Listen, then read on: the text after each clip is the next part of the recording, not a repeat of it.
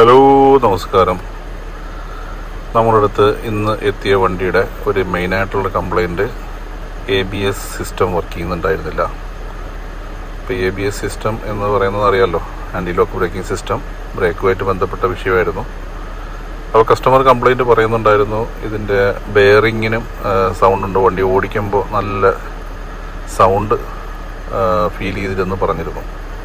അപ്പോൾ നമ്മൾ ഡ്രൈവ് ചെയ്ത് നോക്കിയപ്പോൾ നമുക്ക് മനസ്സിലായി ബെയറിങ്ങിന് കംപ്ലൈൻ്റ് ഉണ്ട് എന്നുള്ളത് മനസ്സിലായി. പിന്നെയാണ് നമ്മൾ ഇലക്ട്രിക്കലി ഡയഗ്നോസ് ചെയ്ത് നോക്കുന്നത്. അപ്പോൾ ABS സിസ്റ്റത്തിൻ്റെ കംപ്ലൈൻറ്റും ഉണ്ടായിരുന്നു. അപ്പോൾ ABS സിസ്റ്റത്തിൻ്റെ കംപ്ലൈൻറ്റ് സാധാരണ മെയിനായിട്ട് കംപ്ലൈൻറ്റ് വരുന്ന ABS സെൻസർ കംപ്ലൈൻറ്റ് വരുന്നത് ഈ ബെയറിങ് ഡാമേജ് ആയിട്ടാണ്.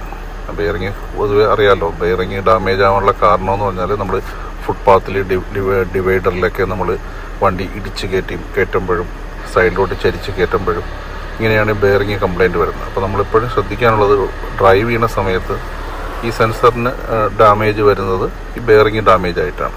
ബെയറിങ് ഡാമേജ് വരുന്നത് നമ്മൾ അൺനെസസറി ആയിട്ട് നമ്മൾ ഡ്രൈവ് ചെയ്യുമ്പോഴാണ്. അപ്പോൾ നമ്മൾ ചെയ്യാനുള്ളത്, ഇത് വളരെ ശ്രദ്ധിക്കാനുള്ളത്, നമ്മൾ പ്രോപ്പറായിട്ട് തന്നെ വണ്ടി ഓടിക്കുക, മെയിനായിട്ട് ഡിവൈഡറിലൊന്നും കയറ്റാണ്ടിരിക്കുക. Okay, thank you, by.